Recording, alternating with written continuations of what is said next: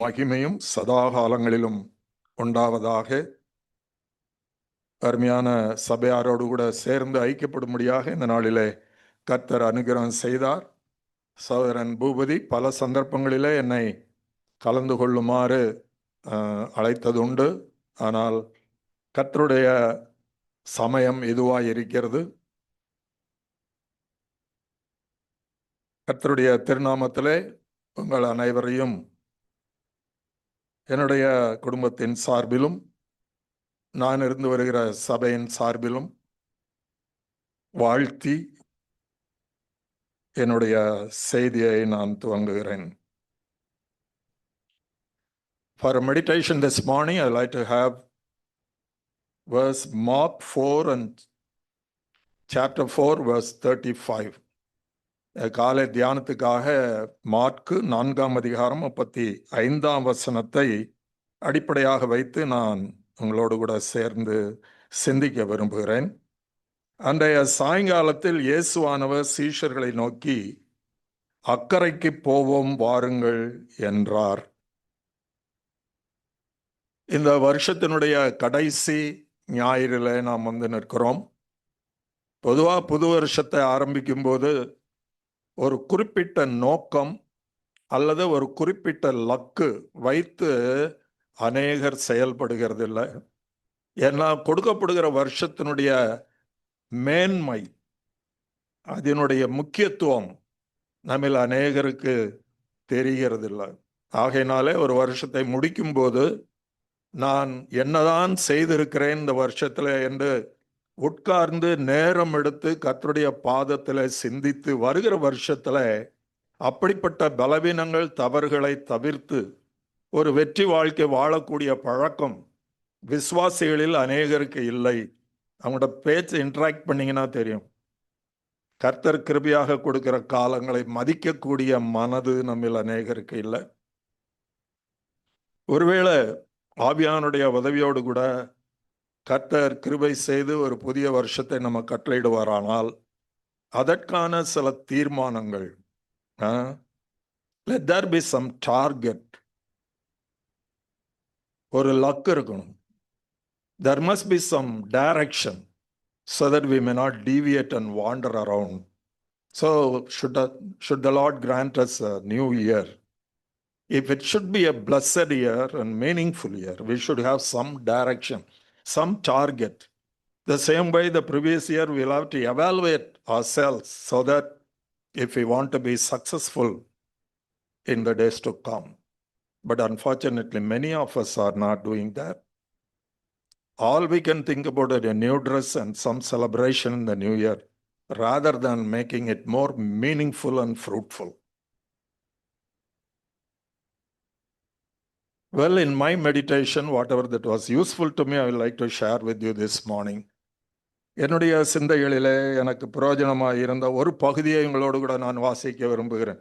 இந்த வசனத்தை வாசிக்கும் போது அது எனக்கு பிரயோஜனமாக இருந்தது. அங்க என்ன வாசிக்கிறோம்னா, அன்று சாயங்காலத்தில் அப்படின்னு வாசிக்கிறோம். So it was an eventide that day. That's how the verse starts. So evening means the meeting point of the previous day and the beginning of a new day. That's what the people of Israel have in their chronological system. அதாவது யூதருடைய பாரம்பரியப்படி சாயங்காலம் என்பது முந்தின நாள் முடிகிறதும் புதிய நாள் பிறக்கிறதுமான ஒரு நேரம், இன்னைக்கு இருக்கிற மாதிரி. சரியா? அப்ப அந்த சாயங்காலத்துல இயேசுவானவர் என்ன சொல்றாரு? சீஷர்களை நோக்கி அக்கரைக்கு போவோம் வாருங்கள் என்கிறார். From this shore to the other shore. இப்ப நம்முடைய கிறிஸ்தவ வாழ்க்கையே it is a travel from this sure to other sure. அதான் நம்முடைய வாழ்க்கை, இக்கரையிலிருந்து அக்கறைக்கு போகும். நான் சிறுவனா இருக்கும்போது எனக்கு சொல்லிக் கொடுக்கப்பட்ட ஒரு குறள், பிறவி பெருங்கடல் நீந்துவர் நீந்தார் இறைவனடி சேராதார்னு சொல்லி. ஸோ வள்ளுவரே மனுஷனுடைய லைஃப் ஒரு கடல், அதில் இந்த ஷோர்ல இருந்து அந்த ஷோருக்கு போகிறதான் அப்படின்னு அவர் சித்தரித்திருக்கிறார். பிரிமனூரில் So much so is the Christian life. It is a travel from this shore to the other shore. இப்போ நம்ம பாட்டு புஸ்தகத்தில் கூட ஒரு பாட்டு இருக்குது. இப்போ சவரன் பாடினது சியோன் சென் சாரிங்கான் இயேசுவில் சாரிங்கான் போகுன்னு குருசண்ட பாதையில். இப்போ அதை விட இன்னொரு பாட்டு இருக்குது 665 நம்முடைய பாட்டு புஸ்தகத்தில். அந்த பாட்டு அக்கறைக்கு போகும் சியோன் வாசியே அப்படின்னு. அக்கறைக்கு போகும்னா என்ன அர்த்தம்? எ டிராவல் ஃப்ரம் இக்கரை டு அக்கரை. ஸோ அக்கறைக்கு போகும் சியோன் வாசியே, அதுதான் இன்னைக்கு நம்முடைய meditation. We are about to travel from the end of this year to the end of the next year. சரியா? It is a transition from this end to the beginning. It is rather, it is a transit from the end of this year to the end of the new year. அதான் அக்கறை. அக்கறைக்கு போவோம் வாருங்கள் என்று தன்னுடைய சீஷரை அவர் அழைத்தார். பாருங்க, அக்கறைக்கு போங்கன்னு சொல்லலை. It is not a command. He says, let us go. What does it mean? The Lord comes along. அக்கறைக்கு போவோம் என்று அவர் சொன்னதை நாம் பார்க்கும். இப்போ they were so exhausted and tired that they had to travel for rest and comfort. அதிகமாக உழைத்து களைத்து போயிருந்தார்கள். ஆகையினாலே அவர்களுக்கு என்ன தேவை? ரிஃப்ரெஷ்மெண்ட், ஒரு ரினியூடு ஸ்ட்ரென்த் தேவை, ஒரு அமைதி தேவை, ஒரு சேஞ்சு தேவை. அதுக்காக அவர்கள் பயணப்பட இருக்கிறார்கள். were they really exhausted? நீங்க அந்த பின்னாடி வாசிக்க போனீங்கன்னா 38ஆம் வசனத்துல we see Jesus Christ. He slept at the back end of the boat. இந்த பின்னணியத்தில் அவர் தூங்கலானார் என்று நாம் வாசிக்கிறோம். அந்த அளவுக்கு they were exhausted. பிரியமானவர்களே, இந்த கால வேளையிலே கர்த்தர் நமக்கு சொல்லுகிறார், அக்கறைக்கு போவோம் வாருங்கள் அப்படின்னு சொல்லி நமக்கு முன்னாடி இருக்கிற பயணத்தில் நம்மோடு கூட பயணப்படும்படியாக கர்த்தர் நம்மை இந்த வருஷத்தின் இறுதி வேளையில அழைக்கிறார். பிரியமானவர்களே, பொதுவாக படகு பயணம் என்பது இன்பமானதாக இருக்கும். Normally people get into the boat to have to enjoy the boat ride. It will be enjoyable, but not always. Boat ride is not always comfortable. எனக்கு ஞாபகம் இருக்கு, பாம்பேல த கேட்வே ஆஃப் இந்தியா, அங்கே வந்து there is a jolly ride. அப்போ ஒரு நாள் எனக்கு என்ன பண்றதுன்னே தெரியல. To spend time I got into boat and while I was at sea there was a statement written there. என்ன எழுதி இருந்துச்சுன்னா, small enough for pleasure but big enough to kill அப்படின்னு அதில் எழுதி இருந்தது. அதாவது உல்லாசத்துக்கு உகந்தது, உயிரை பறிக்கவும் வல்லது. That's what is a boat. உல்லாசமா இருக்கும், and at the same time it can kill. பிரியமானவர்களே, இதெல்லாம் ஏன் சொல்றேன் அப்படின்னா, they got into a boat with an expectation of getting some rest and comfort. But what happened? அங்கே நம்ம வாசிக்கிறோம், இந்த 37th verse 37ஆம் வசனத்துல,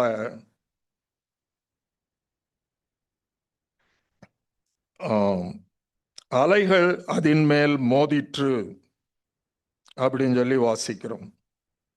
So there was a storm.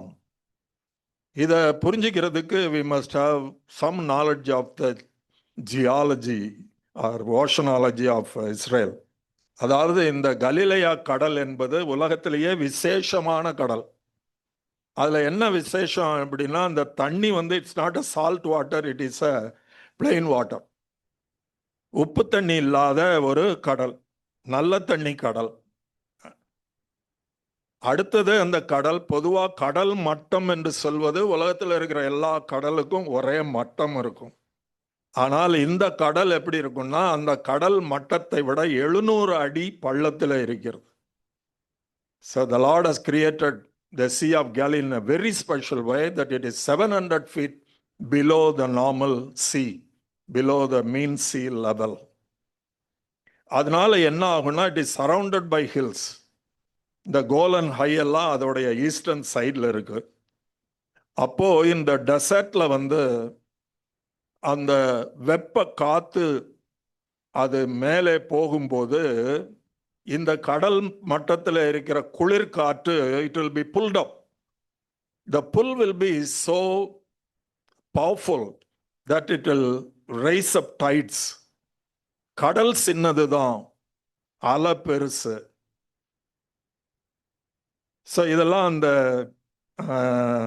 பூகோளம் தெரிஞ்சாதான் நமக்கு சரியா புரிஞ்சுக்க முடியும். So Sea of Galilee is like as if it is in a bowl. அதனால சுத்தி சுத்தி அடிக்கும் காத்து. சுழல் காற்றுன்னு அங்க எழுதியிருக்கு. சுழல் காற்றினாலே அப்படின்னா it's not a one directional wind, but rather it is a world wind. It is very dangerous. அப்போ இயேசுவானவர் படகுல இருக்கிறார். The creator of heaven and earth, he is with them. But what happened? There was a whirlwind, strong wind. The waves are so high that it poured or filled the boat with water. ஒரு அலை வந்த உடனே அந்த அலையில பாதி தண்ணி என்ன செய்யும்? போட்டுக்குள்ள வந்துடும். அப்போ உடனே இவங்க என்ன செய்வாங்க? அந்த தண்ணியை பூரா எடுத்து வெளியில ஊத்துவாங்க. எழுதி வெளியில ஊத்தி முடிச்ச உடனே அடுத்த அலை திரும்ப டாப் அப் பண்ணிடும். So they were really exhausted. நம்ம ஏற்கனவே வாஸ்தம் அவங்க தேவர் ரியலி ஆல்ரெடி எக்ஸாஸ்டட். அப்பனா எப்படி இருக்கும்? So the boat ride was in no way comfortable. அதனால நமக்கும் கூட when Christ calls for, we go with an expectation of some comfort, some joy, some peace, but it could be otherwise. But what is the greatest joy is the Lord was with them. So there is every reason to be comfortable, peaceful. But unfortunately, we are all human beings. We are tossed up and down with so many thoughts and agony. Most of them are needless. பிரியமானவர்களே, இதை நம்ம யோசிக்கணும். நமக்கு இருக்கிற point, it is the Lord who calls. போன வருஷத்துல நிறைய பேர் அவர் இளைப்பாறுதலுக்கு கூட்டிட்டு போயிட்டார். நம்ம பார்த்து என்ன சொல்றாரு? யூ கம் அலாங் சொல்றாரு. சோ நமக்கு இருக்கிற ஒரே confidence, he is with us, he is calling. So let us go with him in full confidence, if at all we have faith. பிரியமானவர்களே, அங்க என்ன ஆச்சு அப்படின்னு சொன்னா, இவங்க when they got exhausted, ஏற்கனவே நொந்து போயிருக்கிறாங்க. இப்ப திரும்ப தண்ணியை திண்ணி ஊத்தி எக்ஸாஸ்ட் ஆன உடனே அவங்க அவரை ஐயரேன்னு கூப்பிடுறாங்க. நார்மலா அவரை எப்படி அட்வைஸ் பண்ணுவாங்க? ஆண்டவரேன்னு கூப்பிடுவாங்க. So when we are disturbed in mind, the way we address people will be different. உண்மைதானா? கல்யாணம் பண்ண புதுசுல ஹனின்னு பேர் இல்லாதவங்களையும் என்ன சொல்லி கூப்பிடுவாங்க? ஹனின்னு கூப்பிடுவாங்க. பட் நாளாகும் போதெல்லாம் we don't call them like that. And we have even some dirty names to call. அதெல்லாம் அவுட் ஆஃப் ஃப்ரஸ்ட்ரேஷன் ஆறுது. ஐயரேன்னு கூப்பிட்டாங்க. ஐயரே, என்ன நீங்க இந்த மாதிரி you are relaxing, we are in danger, our life is in danger. இவ்வளவு எக்ஸாஷன், இவ்வளவு trouble, but you are comfortable sleeping, don't you care at all அப்படின்னு கேட்டாங்க. What a tremendous idiotic question. நம்ம அப்படி கேட்கறது இல்ல. நம்ம எதிர்பாராத நடக்கும்போது, நமக்கு பிரியமானவர் அவர் உயிருக்கு போராடிட்டு இருக்கிறாரு, we all vehemently pray, Lord somehow give him back. But if the Lord decides otherwise, நம்ம என்ன சொல்லுவோம்? The same way. Don't you care? Don't you care?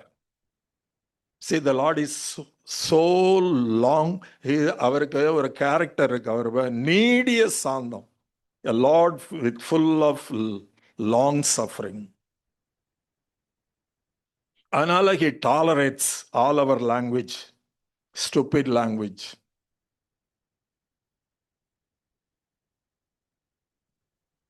அவர் காற்றையும் கடலையும் அதட்டினார். உடனே அது நின்று போயிடுச்சு. அப்ப அவங்ககிட்ட கேட்டார், முதல்ல ஏன் பயப்பட்டீர்கள் கேட்டார். So most of the time we do not realize that it is he who is leading us. We call ourselves believers, but what do we believe?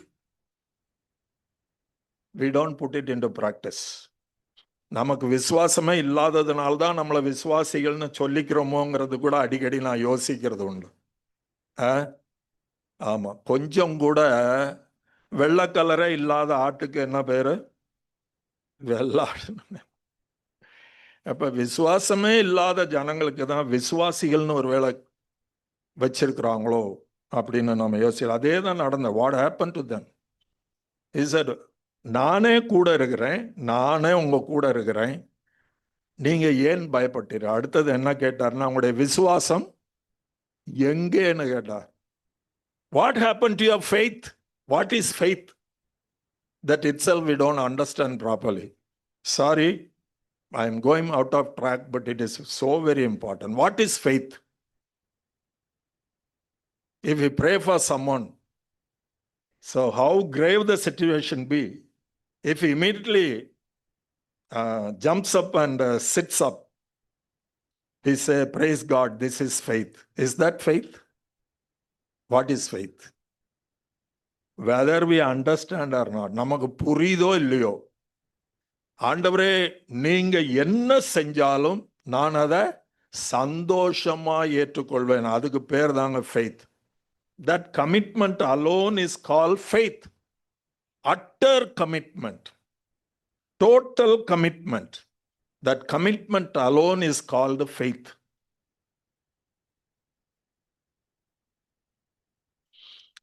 It is not accepting with the grudging mind.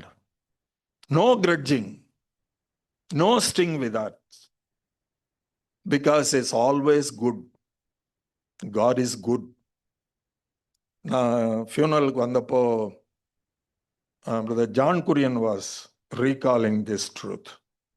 God is always good. Accepting that is faith. God never makes mistakes. என்ன ஆண்டவரே கவலை இல்லையா அப்படின்னு சொல்லி கேட்டாங்க. விசுவாசம் எங்கேன்னு சொன்னார். If there is faith, there is every reason to be comfortable, even if the boat is totally filled with water. விசுவாசம்னு ஒன்று இருக்குமானால், படகு உடைந்தாலும், படகு தண்ணிக்குள்ள முங்கினாலும் பயப்படாமல் இருப்போம், சமாதானம் இருக்கும், சந்தோஷமும் இருக்கும். இப்ப நமக்கு ஏன் அந்த மாதிரி இருக்கிறது இல்லைன்னா, ஆலிகோபிஸ்டாஸ், நம்ம எல்லாம் அற்ப விசுவாசிகள். அப்படி இருக்கிறனால தான் நமக்கு கர்த்தருடைய பிள்ளைங்களா இருந்தாலும், கர்த்தரே நம்ம கூட இருந்தாலும், அவர் சகலமும் நன்மைக்கு ஏதுவாக செய்கிறவராய் இருந்தாலும், நம்முடைய அற்ப விசுவாசமானது நம்ம சந்தோஷம் உள்ளவர்களாக, சமாதானம் உள்ளவர்களாக, அவருக்கு பூரணமாய் விட்டு கொடுக்கிறவர்களாக இருக்க விடுறதில்ல.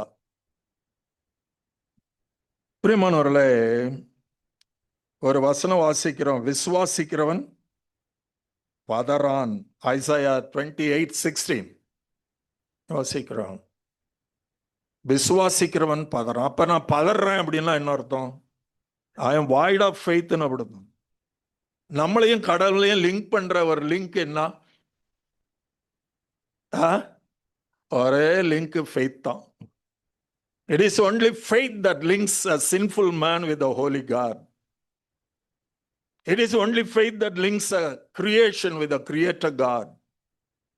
His only link is faith. And if you are weak in that, there comes the trouble. இப்போ சப்ஜெக்ட் வருவோம். The whole New Testament is about two types of people. One is Canaanites, the other is Hebrews. பழைய ஏற்பாடு முழுசும் ரெண்டு விதமான மக்களை குறித்து வாசிக்கிறோம். ஒன்று கானானியர், மற்றது எபிரேயர்.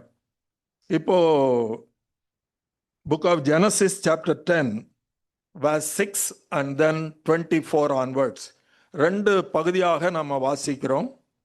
ஆதியாகமம் 10ஆம் அதிகாரம் 6ஆம் வசனமும் 22 முதல் 24 வசனமும். அதுல என்ன வாசிக்கிறோம் அப்படின்னு சொன்னால்,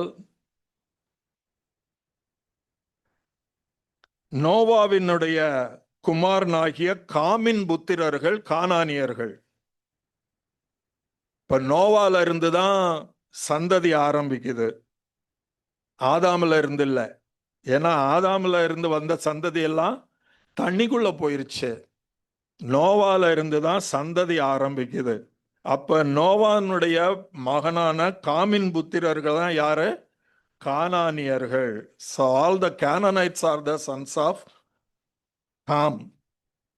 அதுக்கப்புறம் ஏபேர், நோவாவின் புத்திரராகிய ஏபேருடைய புத்திரர்கள் தான் எபிரேயர்கள், ஹீபா. பிரியமானவர்களே, even Abraham was called a Hebrew. இந்த ஏபேரியர்களை எபிரேயர்கள் என்று கூப்பிட்டது புறஜாதியார். உங்களுக்கு தெரியும், போத்திபாருடைய மனைவி இந்த எபிரேய வாலிபன் சொல்றான் அப்படின்னாங்களாம் வாசிக்கிறோம். It's not the time for Bible study, so I don't want to spend more time on that. இந்த ஏபேரியர்கள் தான் எபிரேயர்கள். So the sons of Heba, they are the Hebrews. அப்ப even Abraham was known as a Hebrew. Where do we read that? Hebrew. Where do we read that? Genesis 14:13. Genesis 14:13. We read that even Abraham was known as a Hebrew. So what is the reason? Let us go to the book of Joshua chapter 24 and verse 3. Joshua 24 and 3. யாராவது வாசிக்கிறீங்களா?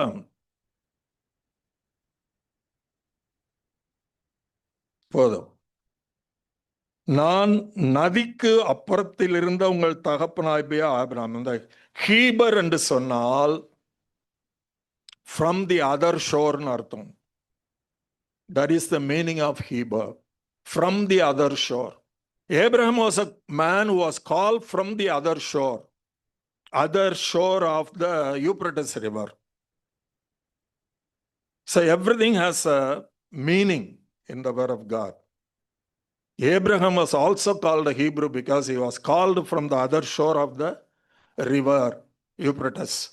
அப்போ யூப்ரட்டஸ் நதியினுடைய கிழக்கு கரையிலிருந்து அழைக்கப்பட்டவர் என்பதனாலே Abraham எபிரேயன் எனப்பட்டார். அப்ப ஏபேர் என்பதற்கு from the other ஷோர்னு அர்த்தம்.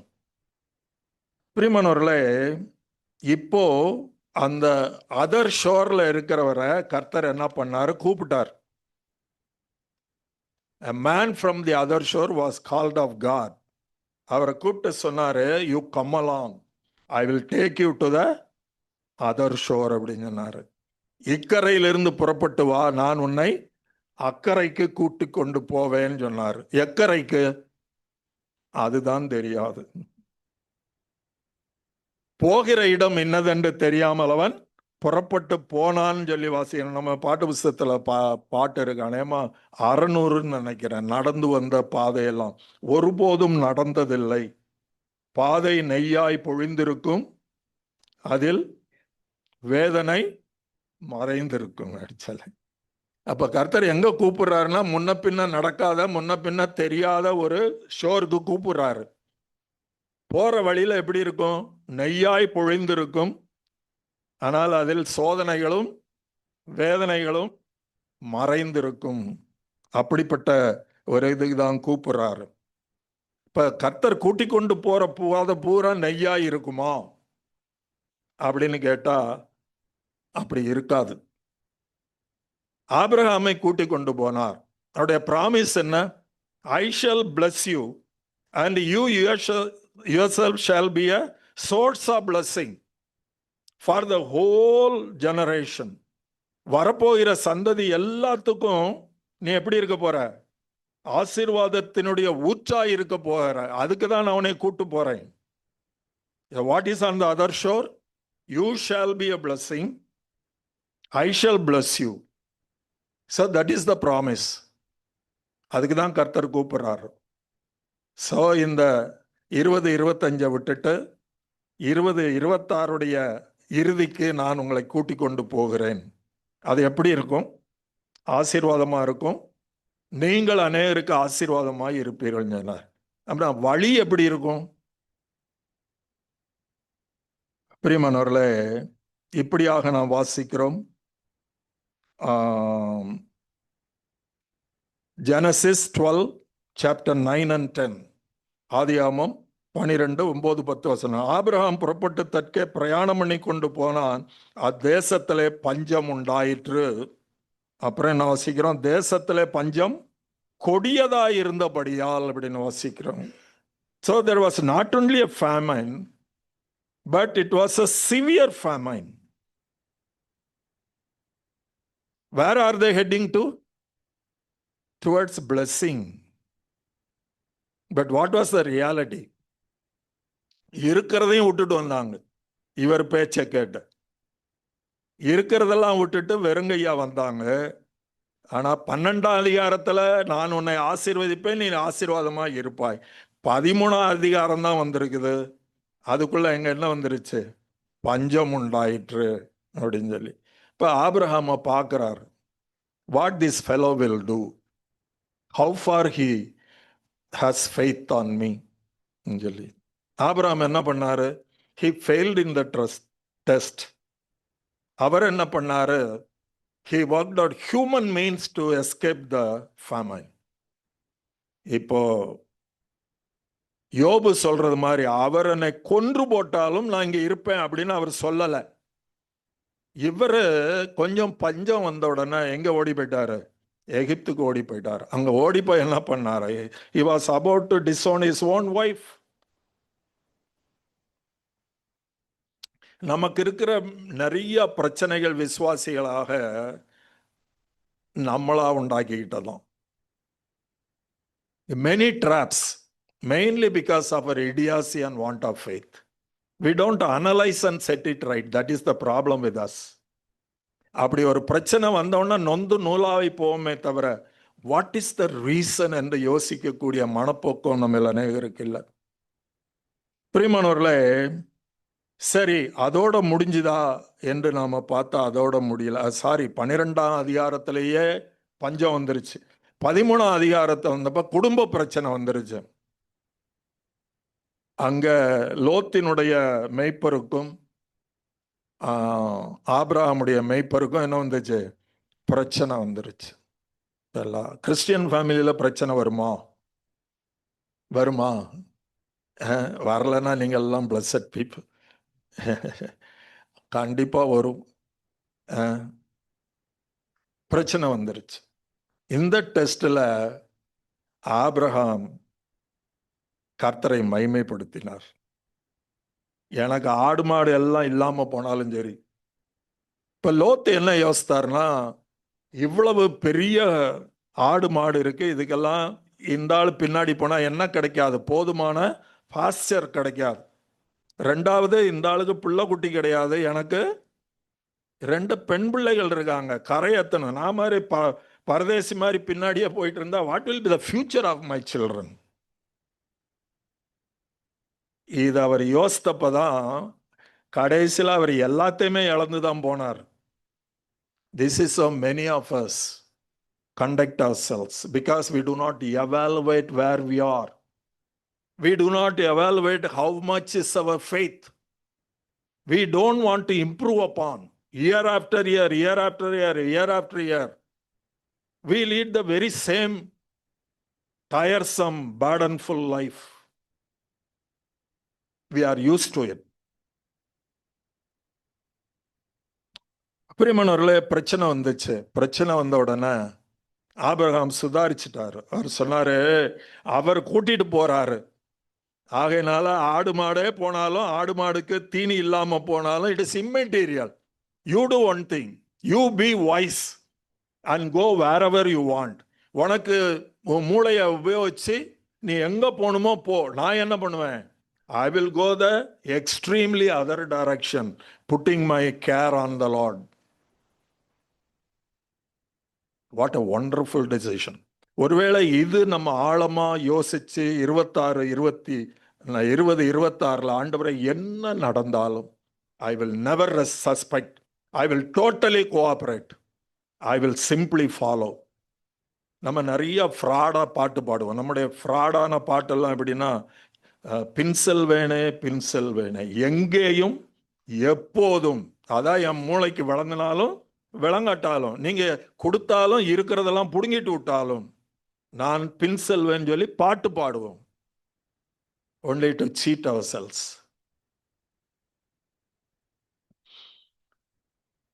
அங்க ஒரு பிரிவினை வந்துடுச்சு. லோத்தை சரி பண்ண முடியல. Probably he was driven by the advice of his wife. I suspect so, I don't know. Normally such things happen in Christian families. Wrong decisions. Right from Adam, we are at times so foolish to adhere to the advice of our wives. We make them head.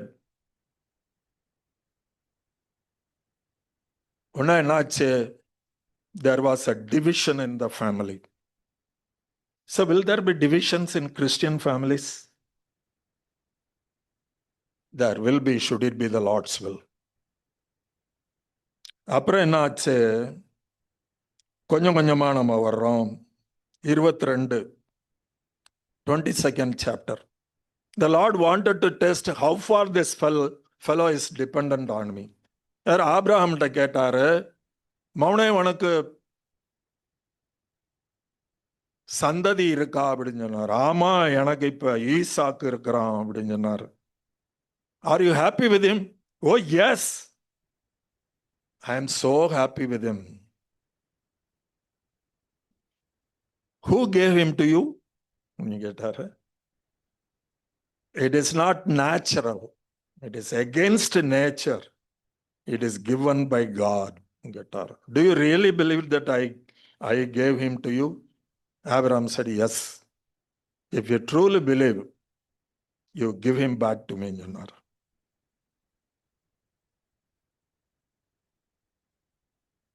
இப்ப நமக்கு பிரியமானவர்கள் இறக்கும் போது நம்முடைய புத்தியை சோதிக்கிறார். I gave you 20 years to be happy with your son. Now I want him back. Give him to me. எப்படி கொடுக்கணும்? எப்படி கொடுக்கணும்? புடுங்கிட்டு போறதில்லை. If you truly want to give him to me, you walk 3 days. 3 நாள் நடந்து போ. இருதயம் எப்படி இருக்கும்? எதுக்காக நடக்கிறாரு? To lose the son for whom he was waiting for 25 long years. இப்போ அதுக்கப்புறம் 20 years ஆச்சு. He had been waiting for him for 45 years. இப்போ அவனை லூஸ் பண்றதுக்காக you walk அப்படின்னு சொல்றார். It is not immediately he is losing Isaac, but he had to walk for 3 days. Then he showed a mountain and said, now climb up. அப்ப மேல போகும்போது அந்த பையன் கேட்கிறான், ஐயா, it seems we have missed something most important. என்னன்னா, பலிக்கு என்ன இல்லை, மிருகம் இல்லையேன்னு சொல்லி. இப்ப இவருக்கு 120 வயசு இருக்கும். இப்படிப்பட்ட ஒரு கேள்வி கேட்டோன்னா அவனுடைய இருதயத்துக்கு எப்படி இருந்திருக்கும்? மயக்கம் போட்டு விழுந்துருவாங்க. அந்த பையனை கேட்கிறான், என்னத்தை பலியிட போறான்னு சொல்லி. But see, the Lord strengthened Abraham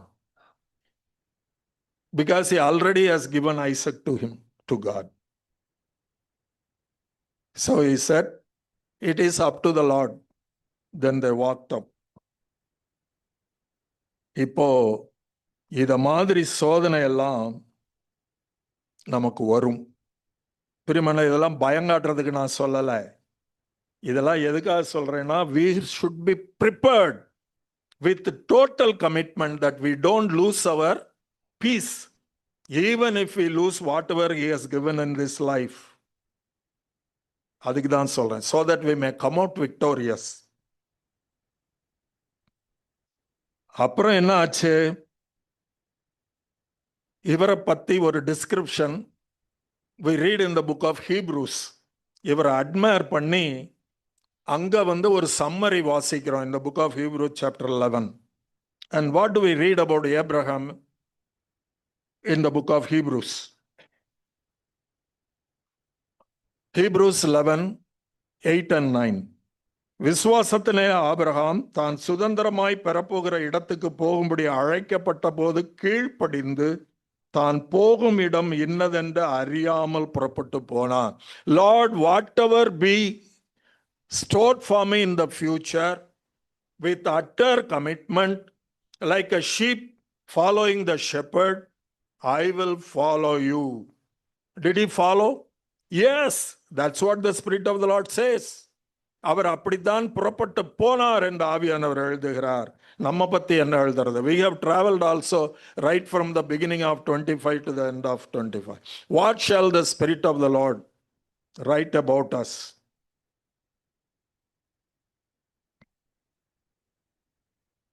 அப்புறம் என்ன பண்ணான்? புறப்பட்டது மாத்திரமல்ல, விசுவாசத்தினாலே அவன் வாக்குத்தத்தம் பண்ணப்பட்ட தேசத்திலே பரதேசியை போல சஞ்சரித்து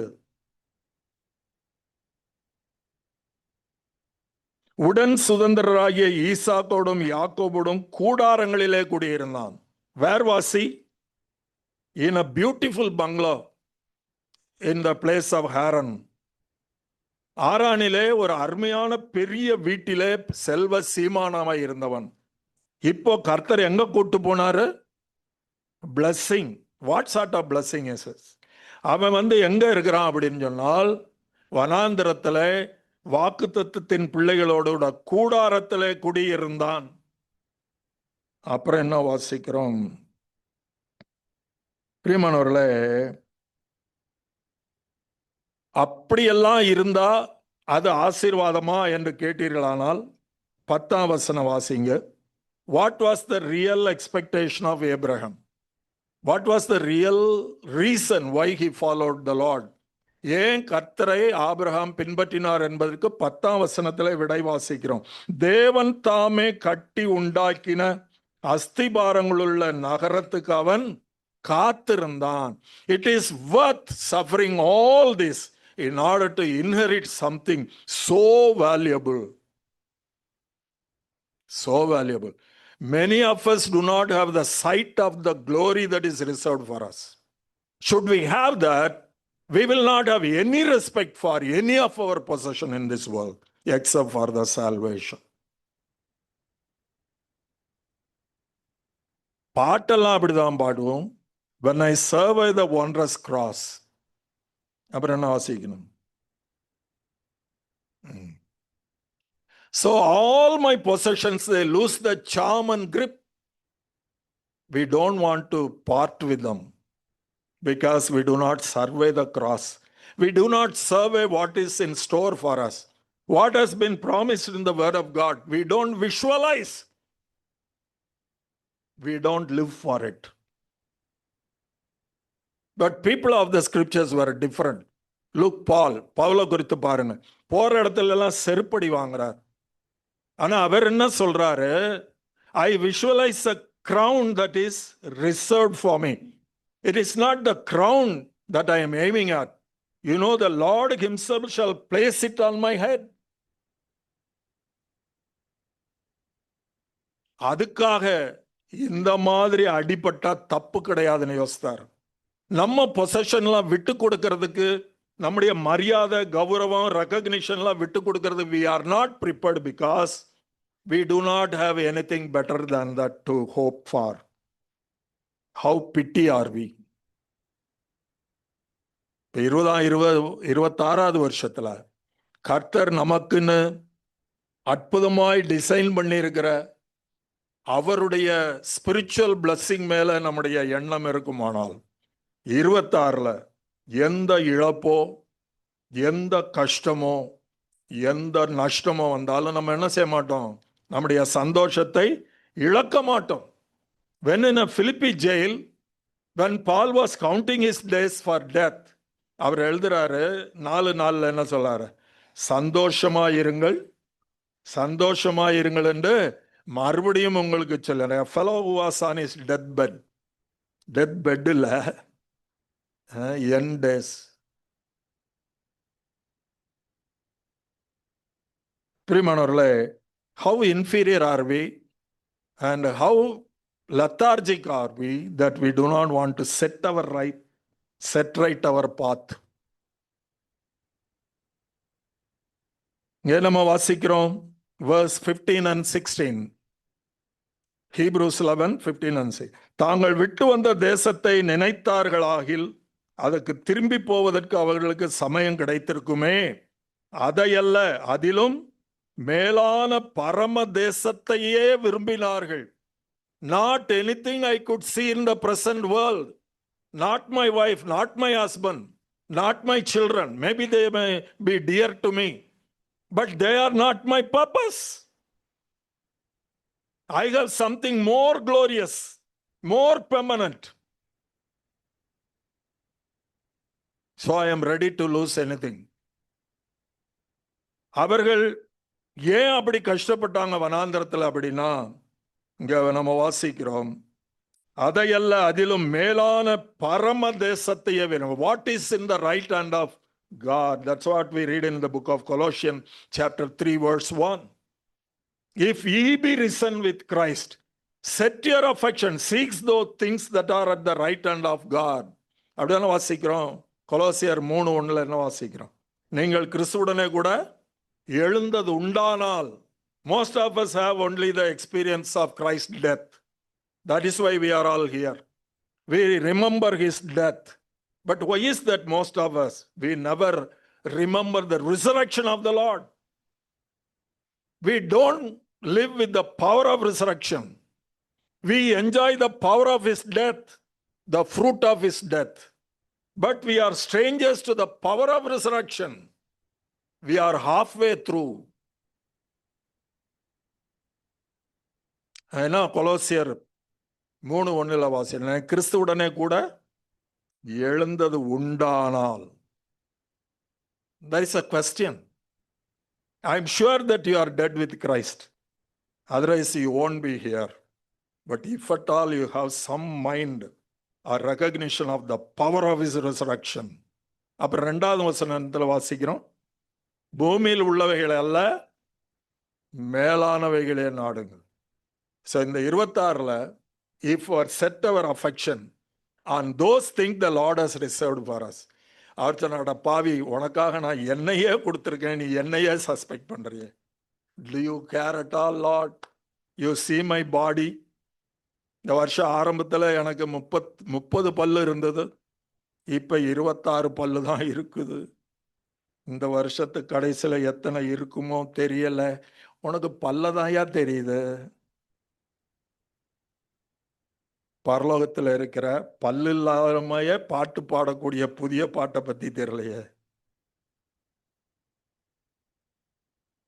பிரியமானவர்களே, இப்போ கர்த்தர் நம்மை அழைத்து செல்ல இருக்கிற இந்த புதிய வருஷத்துல let us set our affection not on anything on this world.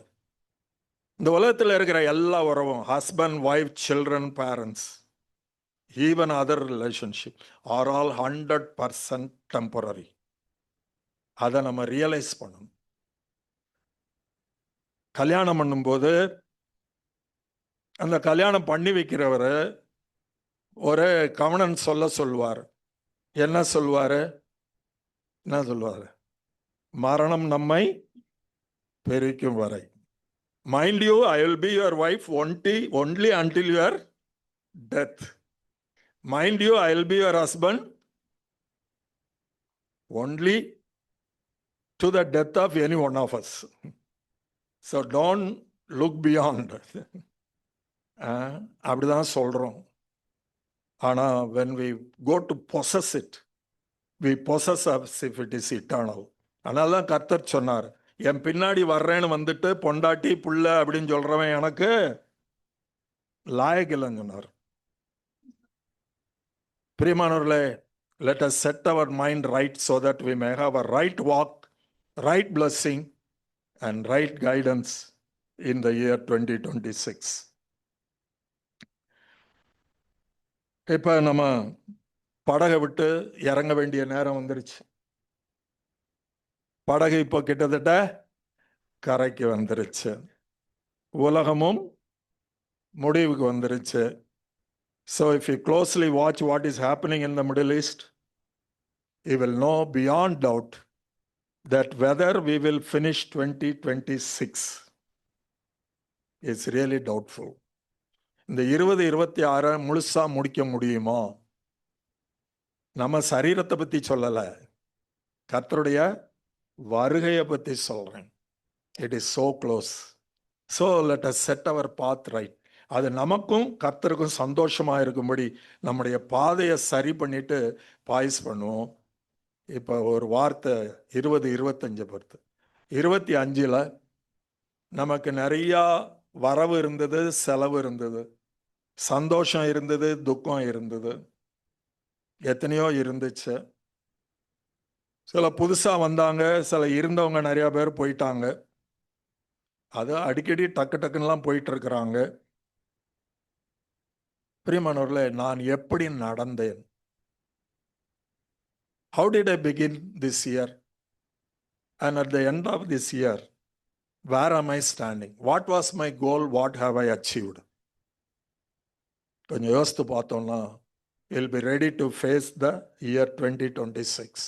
I don't know how far I was useful or impressive to you, but in my meditation, I had to separate so many things so that I may be very careful in the year 2026.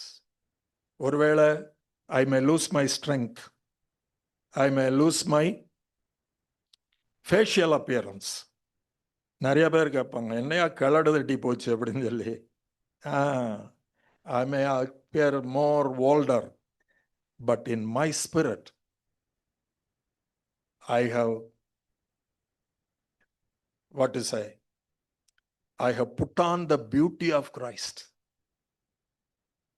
Than the beginning of the year, at the close of the year, I am more transformed into his likeness.